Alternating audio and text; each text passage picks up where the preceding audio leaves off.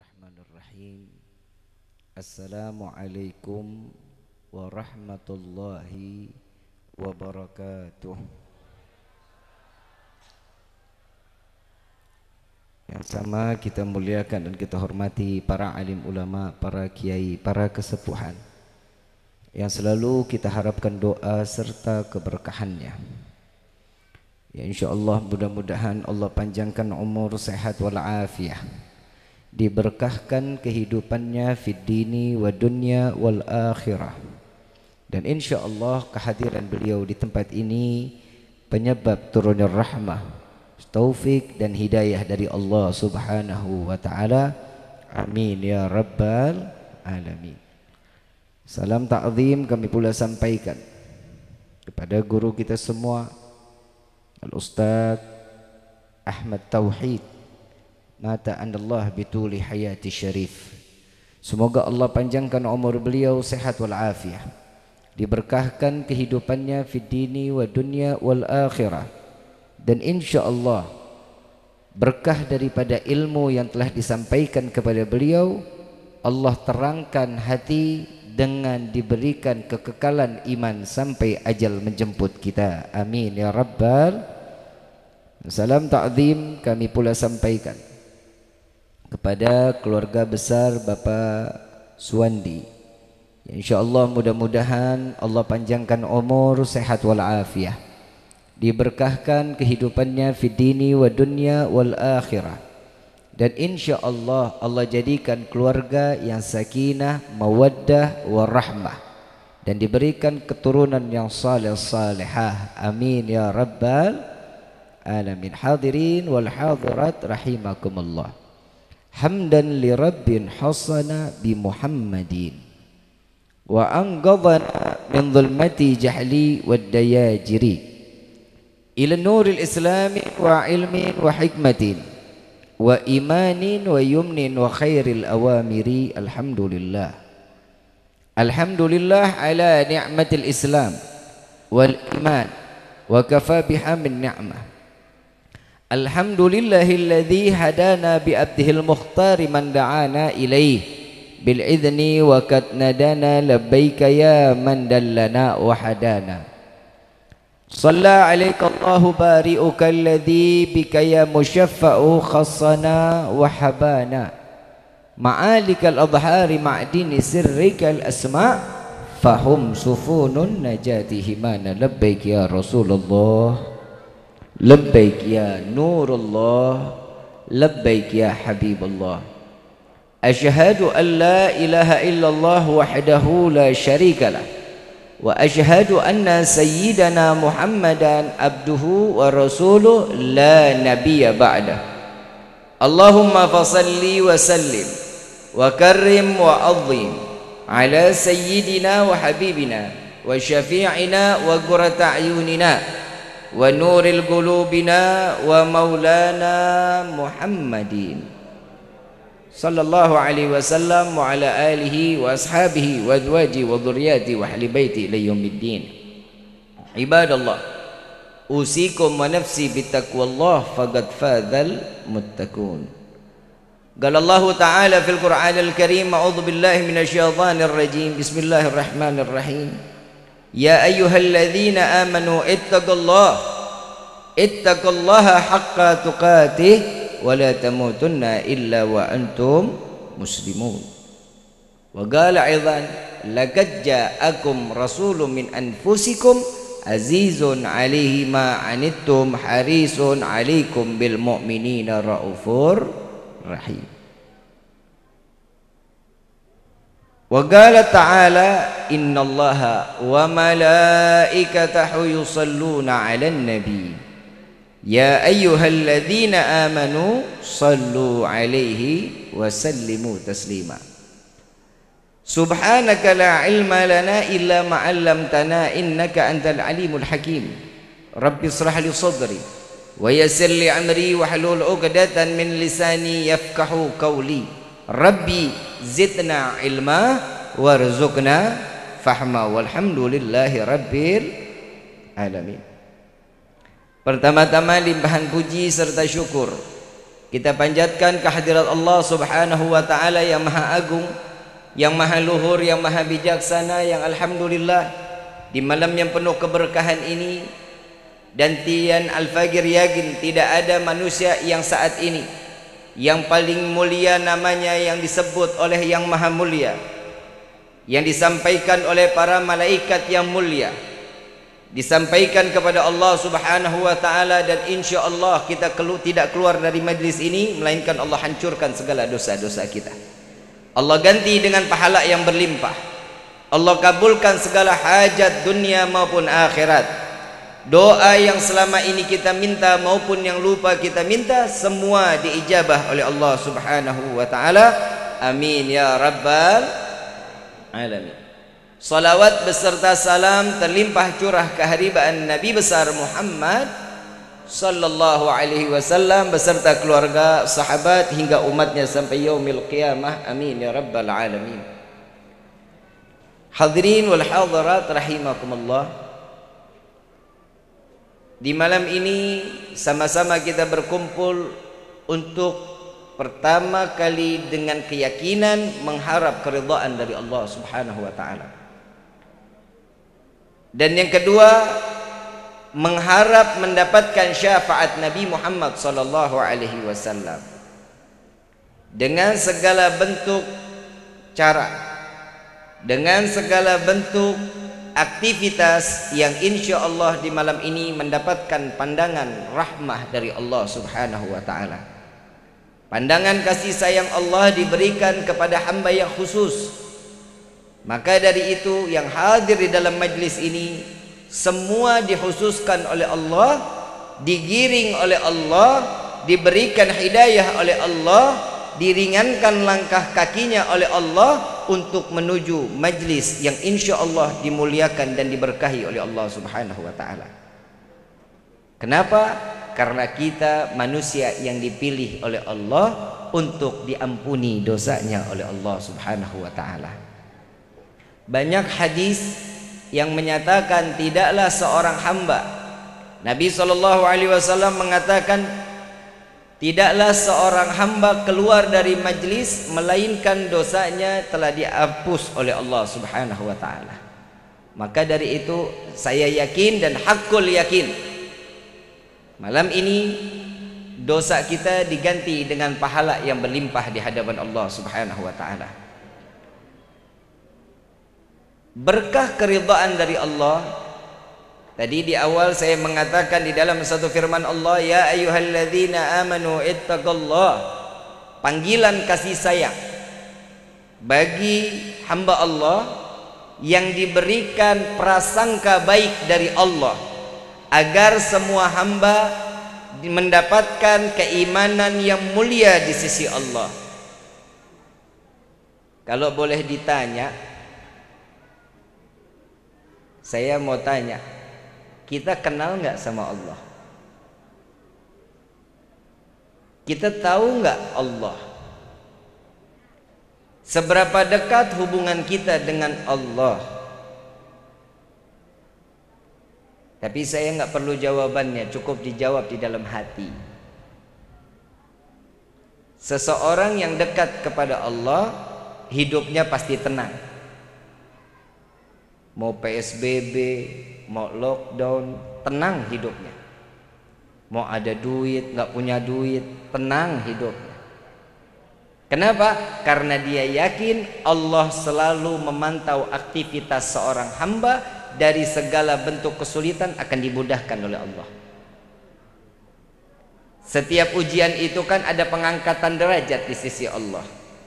Umat Nabi sekarang lagi dapat ujian, berarti seluruhnya umat Nabi ingin diangkat derajatnya oleh Allah. Amin ya rabbal alamin. Husnudzan aja, berprasangka baik kepada Allah. Allah Subhanahu wa taala mengatakan, aku sebagaimana yang diprasangkakan oleh hambaku. Jika mereka menganggapku jahat, maka akan kejahatan yang datang. Maka mereka berprasangka baik kepadaku, maka akan baik pula aku kepadanya. Jadi kalau boleh dibilang tergantung dari diri kita. Kita sholat, kita nggak sholat, Allah kasih rezeki buat kita. Betul? Kita puasa, kita nggak puasa, Allah buka kasih sayangnya buat kita. Kenapa? Karena kita dipilih oleh Allah, yang dikatakan di dalam rawi ad-diba, ummatu khairul umam, sebaik-baiknya umat adalah umat Sayyidina Muhammad sallallahu alaihi wasallam. Kalau bukan kita karena umat Nabi, nggak bakal kita dicuekin sama Allah, nggak bakal dilihat kita sama Allah.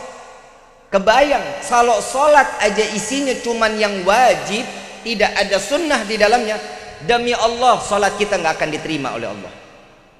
Habib kok begitu ngomongnya? Iya memang. Sekarang kita introspeksi diri.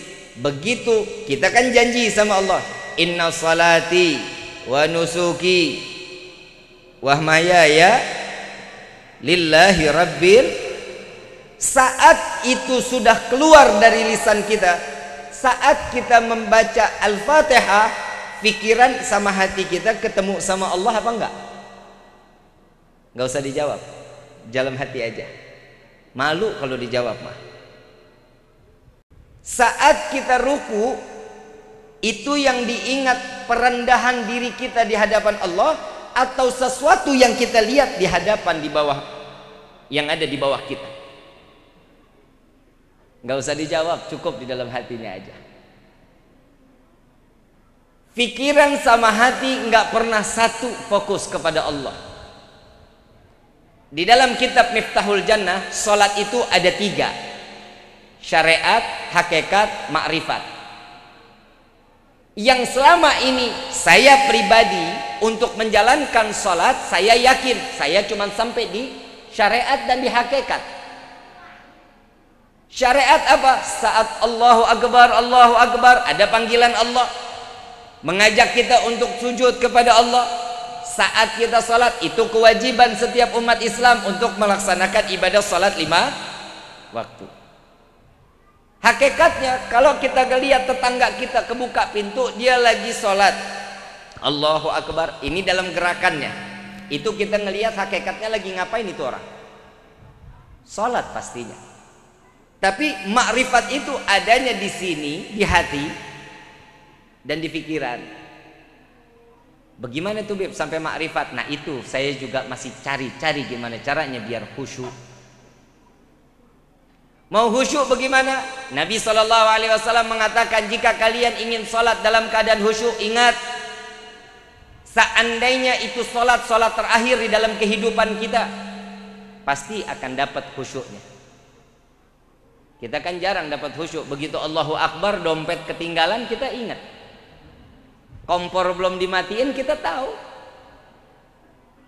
Kapan hati sama pikiran itu bisa fokus kepada Allah? Jika tidak lagi ada dunia di dalam hati. Kalau dunia sudah tidak ada di dalam hati, nah, insya Allah kita bisa fokus. Sekarang saya mau tanya, kita tahu nggak kematian kita kapan? Ada yang punya buku tahunan nggak? Hah? Bib, saya tahu Bib, saya mati ntar umur 60-an.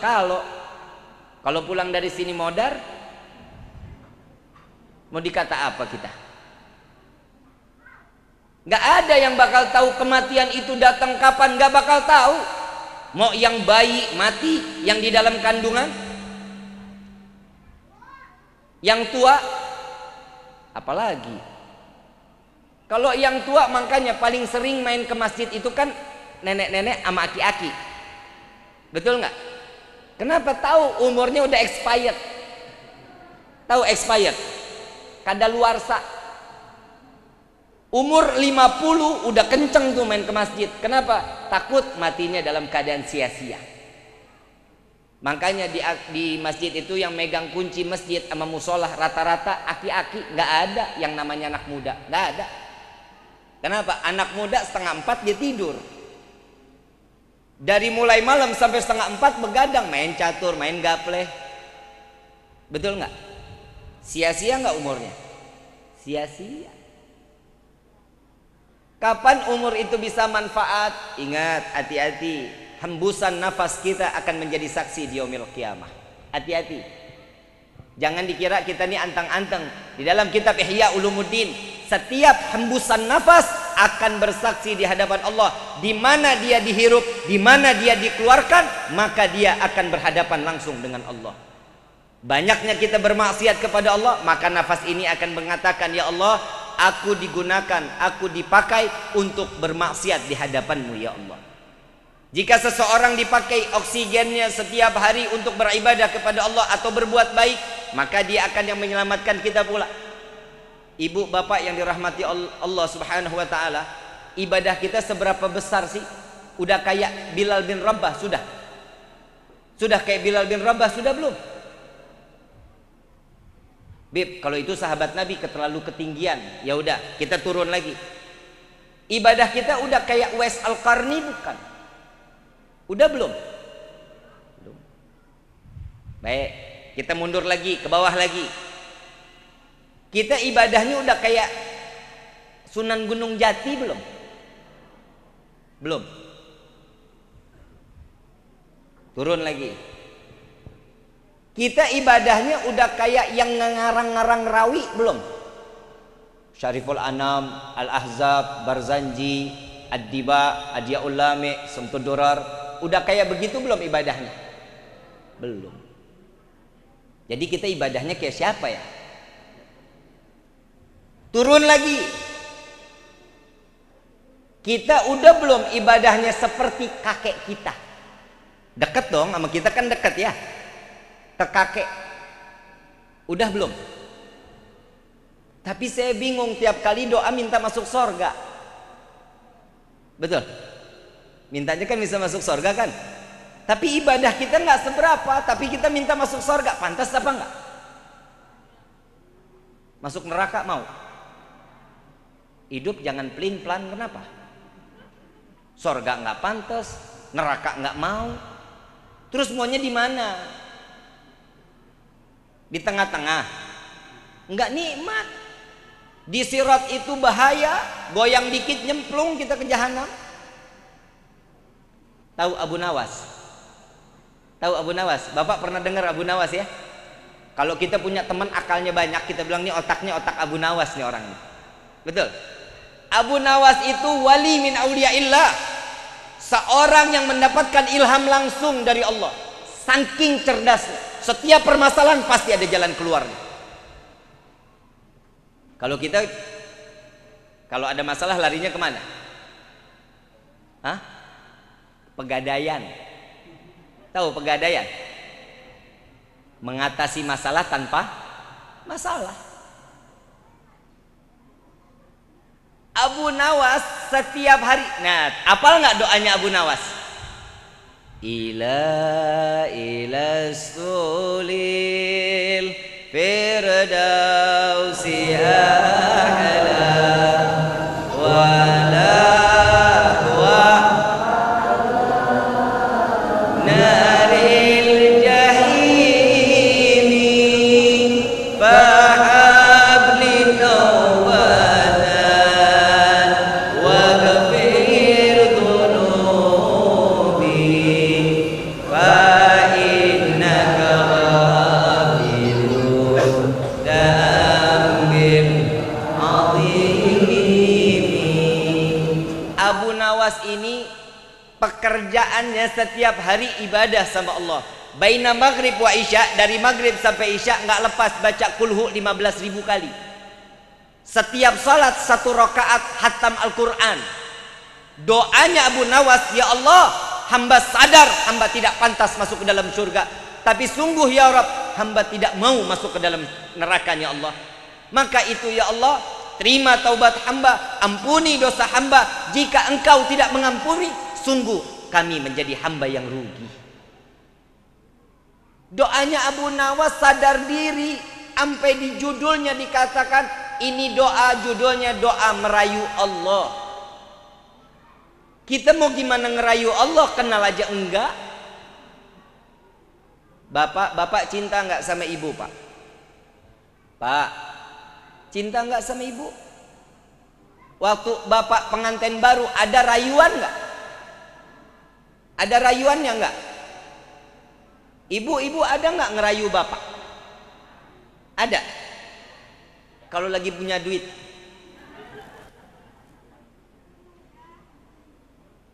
Merayu seseorang itu karena dia kenal, karena dia cinta, timbullah gombal. Habib kok ngomongnya gombal? Iya, ibu cinta nggak sama bapak? Bapak mati, ibu mau masuk liang lahat? Bohong cintanya. Betul nggak pak?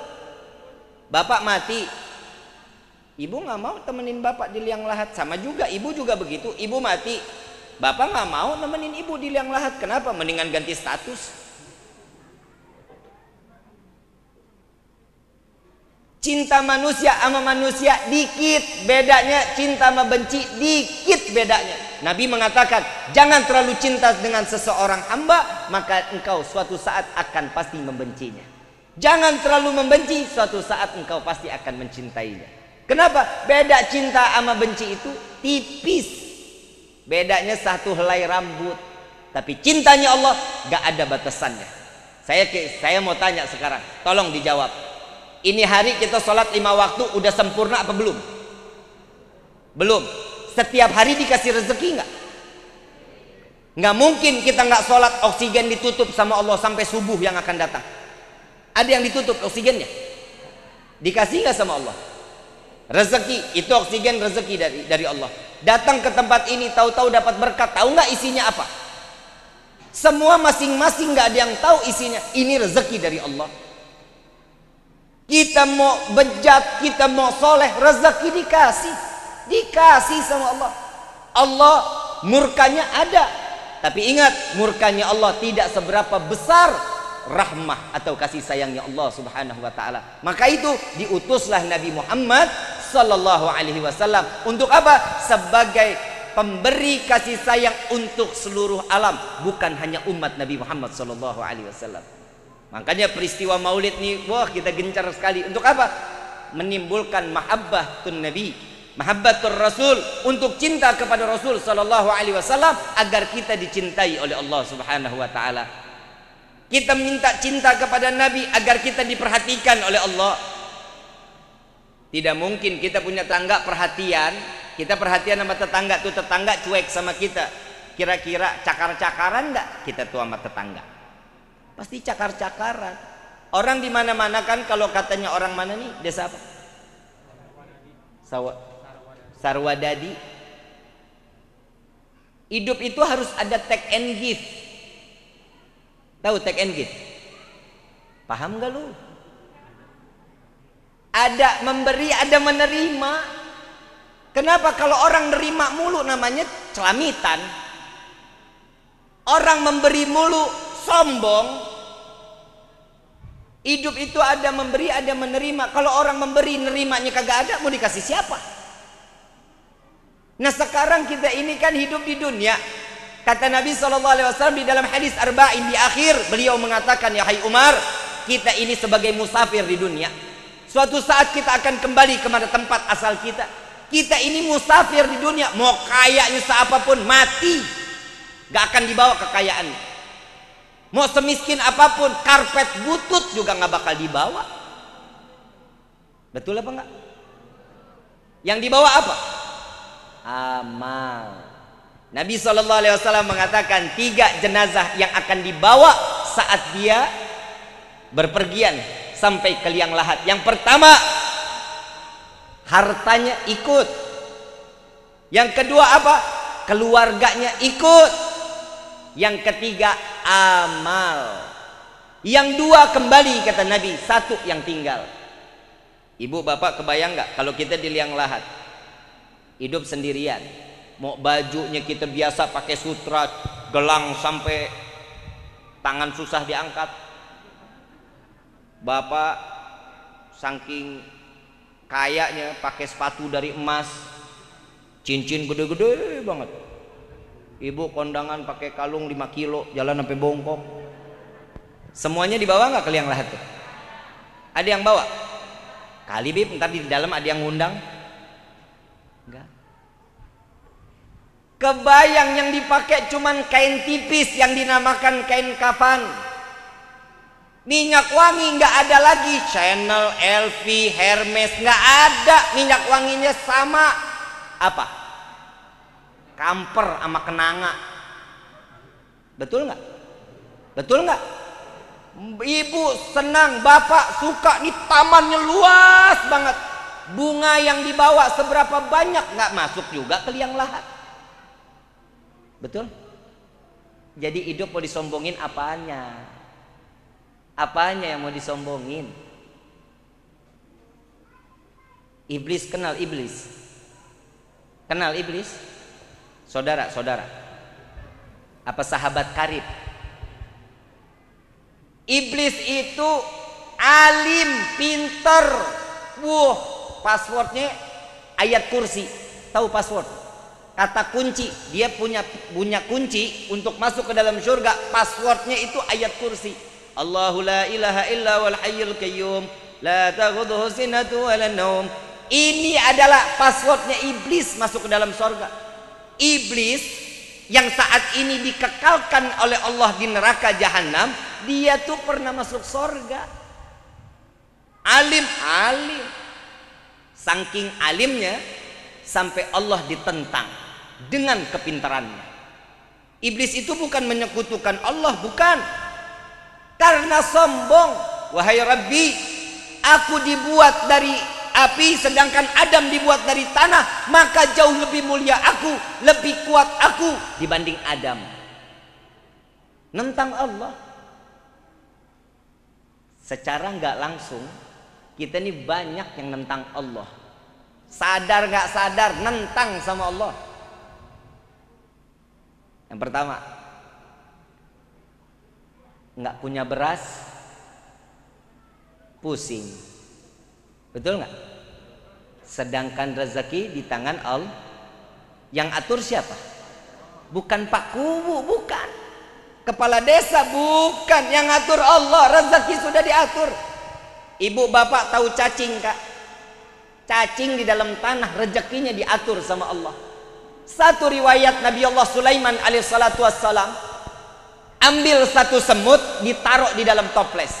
Ditanya, saking kayaknya Nabi Sulaiman, hai semut, kamu selama setahun makannya berapa banyak? 1 butir gandum, wahai Nabi Allah Sulaiman. Aku pelihara, aku berikan rezeki kepadamu, aku sediakan gandum 1 butir. Ini semut ditaruh di toples, gandum dikasih 1 butir, sampai 1 tahun gandumnya nggak habis. Disisain setengah sama semut.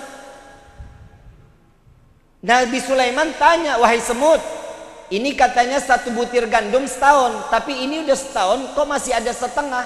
Apa jawaban semut? Wahai Nabi Allah Sulaiman, jika dahulu aku tidak berharap rezeki ada di yang kau berikan kepadaku, Allah yang memberikan rezeki kepadaku, maka dari itu aku makan dengan sepuasnya, karena esok pasti akan Allah berikan kembali kepadaku. Tapi saat ini karena rezekiku ada di tanganmu, engkau adalah manusia, tempatnya lupa dan lalai, maka dari itu aku sediakan setengah sebelum engkau lupa kepadaku untuk memberi makan kepadaku. Semut, Nabi Sulaiman segitu kayanya, semut masih ngancurin kesombongan Nabi Allah Sulaiman. Udah sampai cukup situ belum? Nabi Sulaiman izin kepada Allah, ya Allah, izinkan aku untuk memberikan makhlukmu makanan yang ada di darat dan di lautan. Di dalam kitab Duratun Nasihin dijelaskan, Nabi Allah Sulaiman membikin makanan itu selama 40 hari 40 malam. Bikin makanannya 40 hari 40. Kebayang nggak tuh banyaknya kayak apa itu makanan? Sampai 40 hari makanan itu dibentangkan di pesisir pantai, dari mulai awal bulan sampai akhir bulan, 1 bulan. Nata makanannya 1 bulan, masaknya 40 hari. Ibu ada yang sanggup nggak? Ibu kan doyan masak. Masak 40 hari. Mau? Paeh aing dit. Betul, Pak? Ditanya oleh Allah, nah wahai Sulaiman, yang mana dulu yang mau dikasih makan? Apa jawaban Nabi Sulaiman? Yang ada di laut dulu. Wahai Rabbi, baik. Diperintahkan 1 ekor ikan paus besar, mengatakan, wahai ikan, naik ke daratan. Tuh Nabi Sulaiman mau ngasih makan. Baik ya Rob, ikan ini keluar. Wahai Nabi Allah Sulaiman, inikah makanan yang kau siapkan? Iya, silahkan makan, kata Nabi Sulaiman. Dimakan 1 kali lahap. Dibikin 40 hari, panjangnya 1 bulan, dimakan 1 kali lahap, sampai ikan tersebut mengatakan, wahai Nabi Allah Sulaiman, masih ada lagi nggak makanannya? Saya kurang. Nabi Sulaiman taubatan nasuha, memohon kepada Allah, ya Allah, bahwa engkau adalah yang maha luas dalam memberikan rezeki kepada setiap makhluknya. PSBB kemarin Bapak tinggal tiap hari pinggiran pintu, liar aing liar aing liar. Betul Pak, betul Pak. Bapak masih ada usaha, kebun masih ada, talas ada, ubi ada, singkong ada. Saya apaan Pak? PSBB datang, ya Allah, jadwal hilang, habis jadwal, tutup semuanya. 75 jadwal, tapi subhanallah PSBB datang 4 bulan, naik berat badan saya 17 kilo. Berarti Allah tutup nggak keran rezeki saya? Saya yakin. Lah, orang kitanya masih nunggang-nungging di hadapan Allah. Betul nggak? Masa orang sholat Allah nggak kasih rezeki? Betul apa enggak? Yang di luar, yang tidak beriman kepada Allah aja Allah tanggung kok rezekinya, apalagi kita yang dititipkan iman. Jika ada seseorang yang meremehkan Allah, maka hidupnya nggak bakal nikmat. Tadi Ustadz ngomong ya, yang kaya, yang miskin, kita mah syukur hidup begini, ibu bapak, syukur kayak begini hidup mah. Kenapa? Nggak repot. Lihat orang kaya, CCTV rumahnya di mana-mana. Betul nggak? Ada pos satpam nggak? Tempat tidurnya enak, Bib. Iya, oke. Waktu saya mau nikah, saya mau coba beli isi kamar. Saya mau beli isi kamar, saya tanya, Mbak, saya mau beli 1 set ini berapa? 280 juta, Pak. Hah? Liar aing liar. Bisa jadi nggak bisa kawin, kita cuma beli kamarnya doang. Ya udah deh, saya nggak jadi semuanya deh, saya beli kasurnya aja deh, sama tempatnya berapa? Oh, kasur sama dipannya aja 180 juta. Saya tanya, Mbak, ini kalau ditidurin tiap malam mimpiin Nabi. Kalau 180 juta saya beli, saya tiap malam mimpi Nabi, insya Allah saya cari duitnya. Enggak Pak, ini kalau ditidurin enak Pak, tulang-tulang saya nggak butuh yang enak-enak, yang penting saya mah enak aja dilihatnya, kalau ada kamar ada isinya, kan begitu. Tapi subhanallah Pak, jujur Pak, kamar nggak ada isi nggak apa-apa, yang penting ada istrinya. Betul nggak Pak? Kebayang nggak? Rumah ada semuanya, lemari, nakas, tempat tidur, tapi nggak punya bini, kan kesian ya. Jomblo ngenes. Subhanallah ibu bapak, saya main ke rumah teman yang di Jakarta, rumahnya di Pot Indah, rumahnya gede, kamarnya 500 meter. Kebayang nggak kamar 500 meter, main futsal masih mampu kita di dalamnya. Saya tanya, ini salah satu anak anggota Dewan DPR RI, saya tanya, ini kasur gue tahu nih harganya berapa Bu? 180 juta. Iya Bu, ini dia Bu. Waktu itu gue pernah mau beli nih, karena mahal gue nggak jadi, teboga duit, saya pegang, wih empuk Pak, saya dudukin, ya Allah enak banget. Saya tanya, ini manfaatnya apa ini kasur? Habib, begitu Habib tidur, itu tulang kita tuh Bib, bangun nggak pegel-pegel Bib, leher enak, pinggang enak, bangun nggak pernah ngerasa lelah. Oh gitu, iya. Saya nggak kebayang orang desa apa? Sarwadadi dikasih kasur begituan, seminggu nggak bangun. Betul nggak? Kita hidup nikmat nggak sekarang kayak gini? Syukur sama Allah, kaya kagak, semuanya serba cukup. Rumah nggak dikunci, nggak pikiran kita. Rampok mau masuk, ya apanya mau diambil. TV ada 1 digebuk dulu baru nyala. Betul nggak? Bapak ngegoler sedikit di depan, di atas karpet, ya Allah, nikmat banget. Mau dalam keadaan tikar butut, ibu celentang dikit, lewat sudah, mertua juga nggak tahu. Hidup mah syukur, ibu bapak syukur. Hidup ini dikasih sama Allah serba cukup kita, Pak. Cukup. Minta doanya, ya Allah cukupi kehidupan hamba. Itu mintanya sama Allah. Dan izinkan hamba membuat senang orang lain. Sudah cukup bikin senang orang lain, insya Allah berkah hidup kita. Ini kan kita dikasih kaya buat sendiri aja. Wih, enak aja gue yang kerja, ngapain saya kasih orang? Kalau mau ya kerja sono, kan begitu ya. Tapi alhamdulillah kita dikasih cukup, mintanya cukup aja Pak. Cukup punya rumah 9, cukup punya mobil 15, cukup punya istri 4. Cukup Pak. Cukup nggak Pak? Cukup, lebih dari cukup Habib. Bener Bu? Bener nggak Bu? Istri 4 cukup loh. Lah sekarang saya mau tanya, emang suami nggak boleh nikah 2? Nggak? Kenapa? Sakit Bib, sakit. Betul ya? Lah sedangkan Allah ngasih nggak? Izinin nggak? Allah ngizinin nggak? 2, 3, 4 Allah izinin nggak? Terus alasan ibu nggak ngizinin apa? Lebih mulia dari Allah emang? Tenang Pak, saya ngelihat muka Bapak tuh lagi tekanan banget. Tenang. Apalagi kalau ngelihat kayak gini kan kayak pelaminan ya Pak ya. Nggak kebayang di sini duduk sama yang baru. Ya tenang Pak. Nih saya doktrin sekarang. Ibu, Bu, gelis. Bu, sorga itu kan di bawah daripada keridhaan suami, betul ya? Betul nggak? Betul nggak?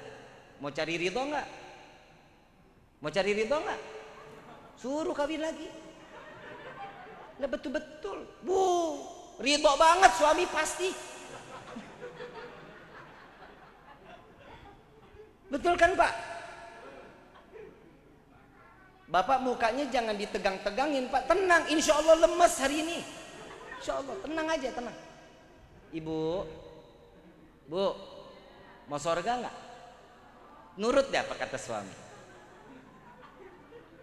Betul, hadisnya banyak. Tahu nggak di neraka banyak perempuan apa banyak laki Ibu? Perempuan, hati-hati loh.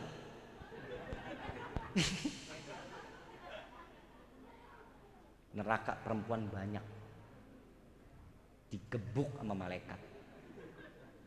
Siti Fatimah tanya sama Rasulullah, ya Rasulullah kok neraka banyaknya perempuan? Iya, banyak perempuan yang durhaka kepada suaminya. Biar asah loh. Tenang Pak, Bapak mah bager, Bapak mah. Tenang Pak, tenang. Ibu ketemu saya pengajian tiap Rebo pada asar, ya selesai Pak, 2 jam ya. Ayang kawin lagi.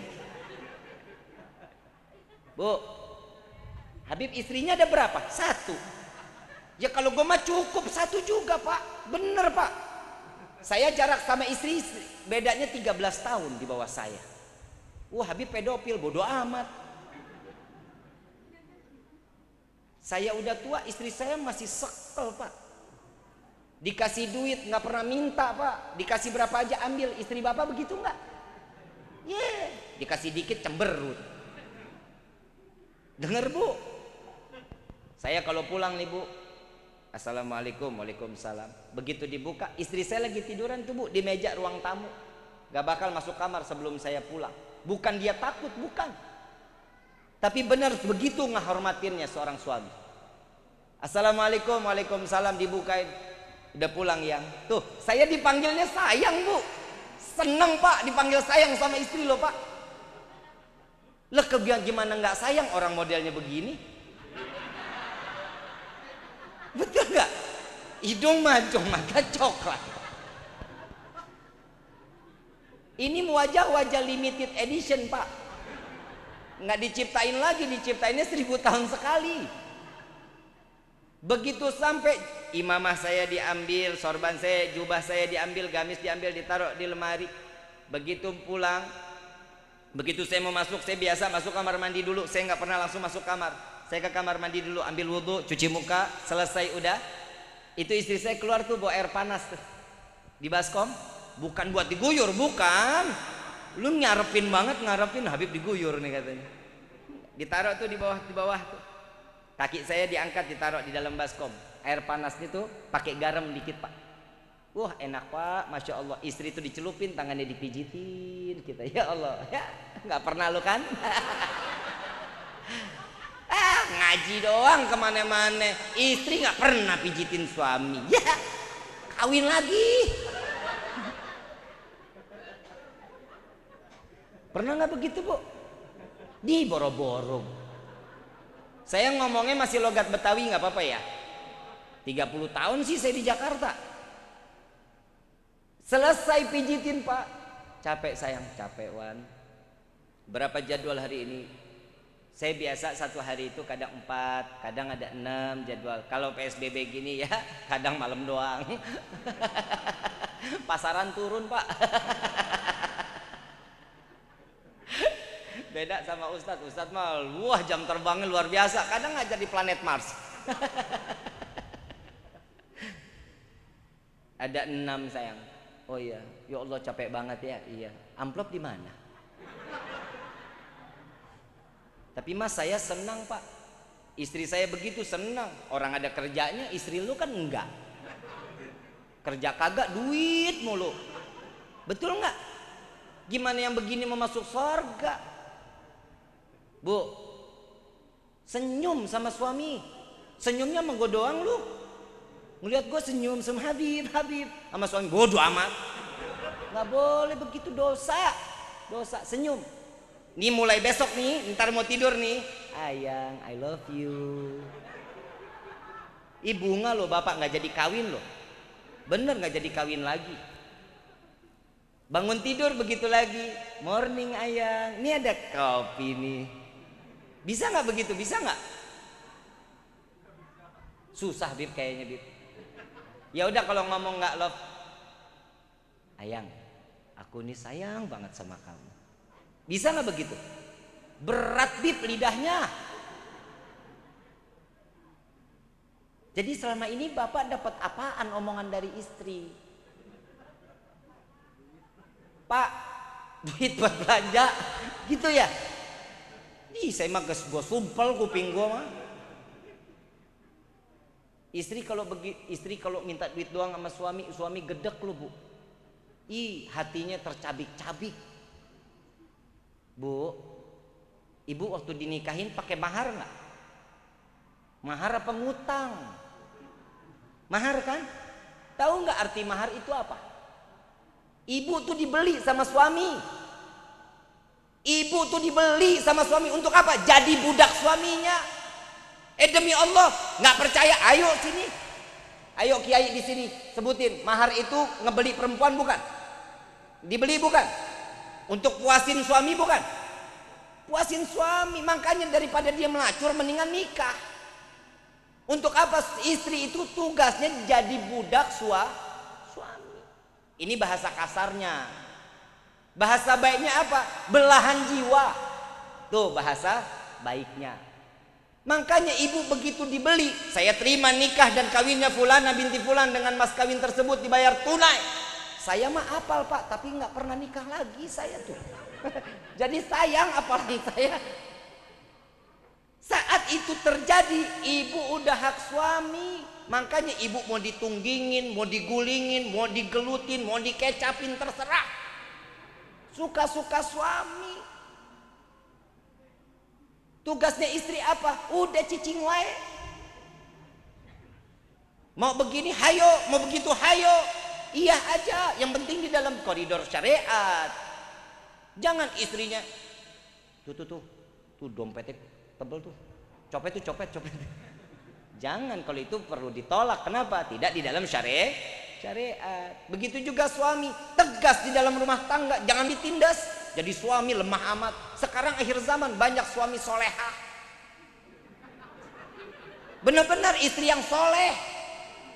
Dibalik, istri kalau ngomong sama suami, Pak, tahu nggak begini begini, pakai tolak pinggang lagi. Ih, toyor Pak.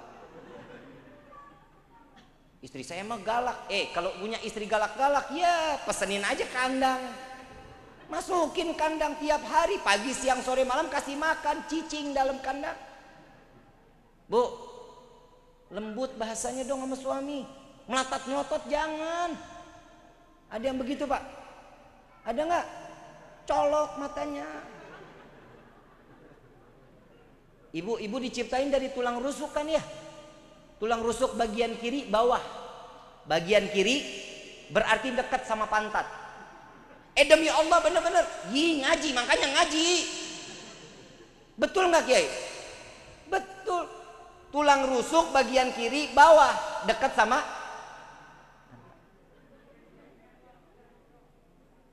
Ingat, istri itu fitnah.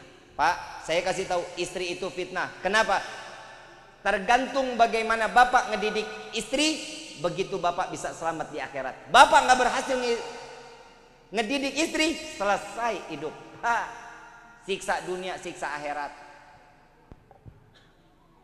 Apa doanya malaikat Jibril? Wahai ya Rasulullah, tolong doakan.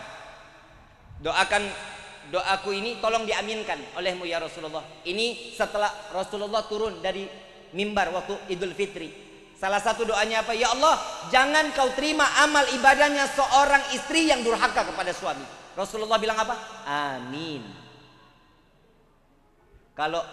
Malaikat Jibril yang doa, yang aminin Rasulullah, kira-kira doanya dikabulin nggak? Dikabulin nggak? Jangan durhaka, nggak boleh. Ibu sayang sama bapak, ya bapak, ibu kalau bapak bilang, yang aku pengen punya anak lagi, iya aja, masang, ayo kemon. Bib, saya anak udah 5 Bib. Jangan kata bilang 5. Kalau suami masih mampu, ibu masih mampu, lakuin. Kenapa? Karena itu adalah kehormatan untuk seorang istri yang dimana bisa mengiyakan apa yang dimau oleh suami. Bib, capek hamilnya Bib. Lah emang tugasnya perempuan. Nah gimana kalau bapak yang hamil Pak? Bapak buang air keras aja sampai keluar air mata, gimana ngelahirin? Udah bapak gak bakal sanggup. Laki-laki mah tugasnya nyari duit yang halal, nafkahin itu. Ya iya Bib, saya hamil 9 bulan, tidur kiri salah, kanan salah. Sorga ada di bawah telapak kaki siapa? Itu balasannya. Setiap seorang ibu yang melahirkan dengan setiap hembusan nafas, Allah memberikan ampunan kepada istri tersebut. Makanya istri banyak bikin dosa, begitu hamil keluar anaknya jadi suci lagi tuh istri. Kenapa? Diampuni dosanya oleh Allah. Alhamdulillah, bikin anak yang banyak.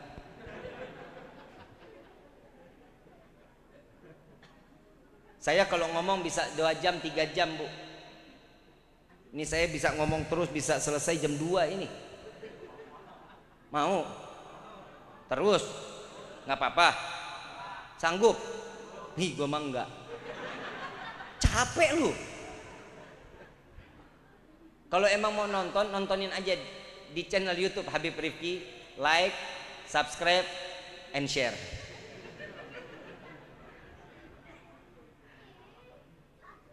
Ibu bapak yang dirahmati oleh Allah, ini malam kan kita nyari keridhaan Allah ya.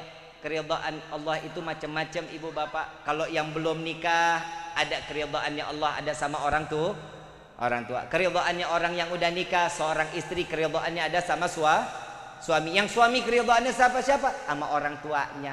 Tetap yang namanya suami keridhaannya ada sama orang tuanya. Nggak ada keridhaannya tergantung istri, nggak ada. Paham ya? Paham sampai sini?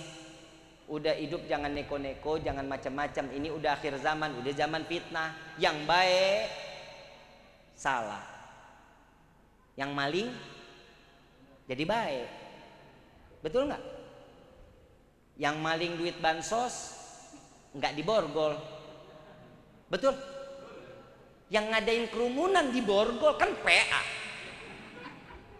Ini Bapak Suandi kena lu Pak. Ngumpulin orang ini, Gue mah bebas-bebas aja sama Ustadz mah. Pokoknya kalau ada polisi no yang ditangkap, bukan nih. Gue mah diundang. Habis diundang gue jalan. Betul nggak Pak? Zaman fitnah bukan sekarang. Ada 6 anak muda ngejagain ulama, ditembak mati, kan PA. Betul nggak? Habib, udah jangan bawa-bawa yang begitu. Saya mau ngelurusin. Ini 6 orang ini teman saya kenal. Jangankan beli pistol, beli rokok aja ketengan. Gimana mau beli pistol? Astagfirullahaladzim. Ini jauh-jauh dari fitnah. Kita jagain anak-anak kita ya Pak ya. Mudah-mudahan anak-anak kita nggak terkena kezaliman. Anak-anak kita diselamatkan oleh Allah, menjadi anak yang soleh-solehah. Amin ya Rabbal. Ini 6 orang ngejaga ulama. Ini orang mau ngeganggu barisannya, nggak terima. Lu malah ditanya, mana izin pengawalannya? Emang kalau orang nikahan, konvoi orang nikahan, emang ada izinnya? Ada nggak?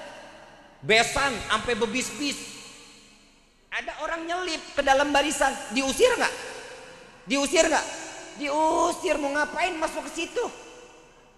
Nah sekarang ini ulama takut diganggu keselamatannya, dijagain karena bawa mobilnya ugal-ugalan yang mau masuk, dipepetin, dijagain, nggak diapa-apain. Habib Hanif malah diancungin jari tengah. Ini kira-kira provokasi bukan? Ngajakin berantem bukan tuh? Tapi alhamdulillah guru-guru kita orang-orang baik, sabar orangnya. Enggak berkelakuan apa-apa. Dan teman-teman yang lain, 2 orang ini, ya Allah, yang namanya 6 orang ini baik, bukan main, baik. Saking ngejaga gurunya, itu sebenarnya Pak, kalau boleh lihat di rekamannya, itu jaraknya udah jauh tuh sama yang ngejar, udah jauh. Tapi apa katanya? Tungguin dulu, kesian. Mau diajak muter-muter, jalan-jalan dulu. Dia nggak tahu umurnya di sebentar lagi. Subhanallah, mudah-mudahan 6 orang syuhada ini dimatikan dalam keadaan husnul khatimah dan amal ibadahnya diterima oleh Allah Subhanahu wa taala. Amin ya rabbal. Dan kita juga minta kepada Allah, mudah-mudahan Habib Rizik cepat diselesaikan, dibebaskan dengan secepatnya. Amin ya rabbal alamin. Habib Rizik ini orang baik Pak, cuma nyari keadilan. Keadilan buat siapa? Untuk rakyat, untuk kita. Untuk kita Pak, bukan buat pribadi, bukan. Saking pribadinya kita nih dipikirin, dia rela di penjara Pak. Sekarang pondok pesantrennya dimasalahin lagi, padahal bayar duitnya dari uang petani. Petani-petani yang ngegarap dibayar tanahnya satu-satu. Udah dibikin lahan pertaniannya, suruh petani itu yang garap. Hasilnya diambil sama petani, nggak diambil buat beliau. Wallahil azim, biar Allah nggak kasih saya selamat dunia akhirat. Saya tahu betul. Sampai anak-anak itu diajarin untuk bertani seperti apa. Agar apa? Ini hasilnya bisa disumbangin se-Kabupaten Bogor. Salah nggak niat baiknya? Salah nggak niat baiknya? Kok sampai segininya gitu loh? Ya Allah ya Karim, mudah-mudahan kita dijauhkan dari perbuatan zalim. Dan kita mudah-mudahan dijauhkan dari orang-orang yang ingin berbuat zalim. Amin ya Rabbal. Hadirinul hadirat rahimakumullah. Saya ingin mengingatkan terakhir kali, berupayalah untuk mencari keridhaan Allah, dan yang kedua mengharap syafaat Nabi Muhammad. Bagaimana caranya? Seperti ini: mencintai Nabi, mencintai pewaris Nabi, mencintai para alim ulama, mencintai para kiai, mencintai para habaib. Untuk apa? Untuk mendapatkan cintanya Nabi SAW, dan setelah itu akan pastinya mendapat kecintaan Allah. Insya. Dan begitu juga hubungan suami istri, cari ridhonya seorang istri kepada suami, urusan suami cari ridhonya kepada orang tua. Mudah-mudahan perkumpulan ini perkumpulan yang mendapatkan pandangan kasih sayang dari Allah. Dan mudah-mudahan kita keluar dari tempat ini Allah berikan kita taufik dan hidayah, diberikan keberkahan dunia wal akhirah. Amin ya rabbal alamin. Saya mau ngajakin salawat, mau nggak? Salawat mau? Ada salawat namanya salawat tibil kulub. Ini sholawat tibil qulub bagi yang sakit, mudah-mudahan penyakitnya diangkat oleh Allah. Yang hatinya dalam keadaan gundah, insya Allah diberikan ketenangan oleh Allah. Amin ya rabbal alamin. Allahumma salli ala sayyidina Muhammadin tibil qulubi wa dawaiha wa afiyati abada wa nuril absari wa diyaiha wa ala wa sahbihi wa sallim. Baca semuanya sama-sama. Allahumma salli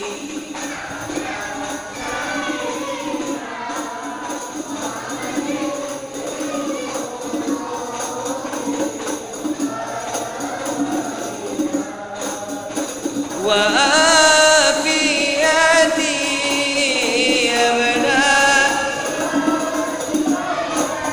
wa nuril absari wa diyaiha wa ala alihi wa sahbihi. Alhamdulillahi rabbil alamin. Ini kalau seandainya kita punya sakit, dibaca setelah sholat maghrib. Dibaca sholat maghrib, dibuka air di depan kita, dibacain 10 kali, lalu ditiupkan di dalam air tersebut.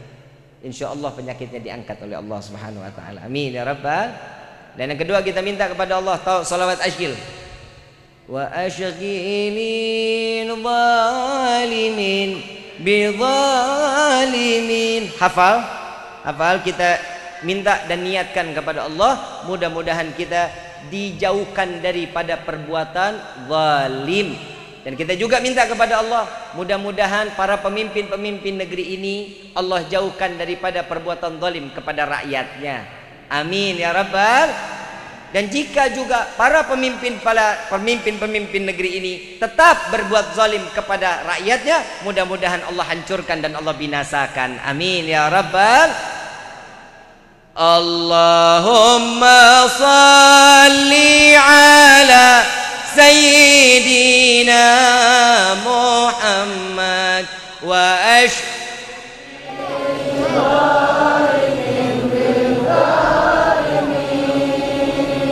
Allahumma salli ala sayyidina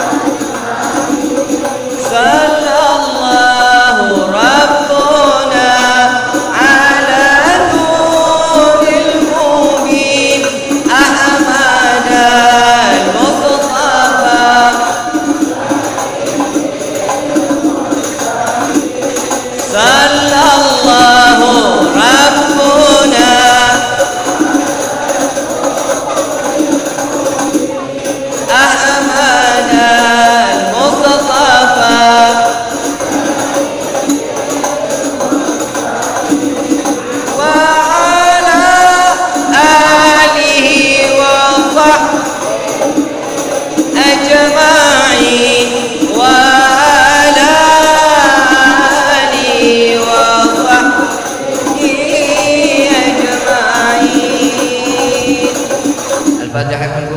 mawakil usul wa ila hadratir rasul bisirril Fatihah.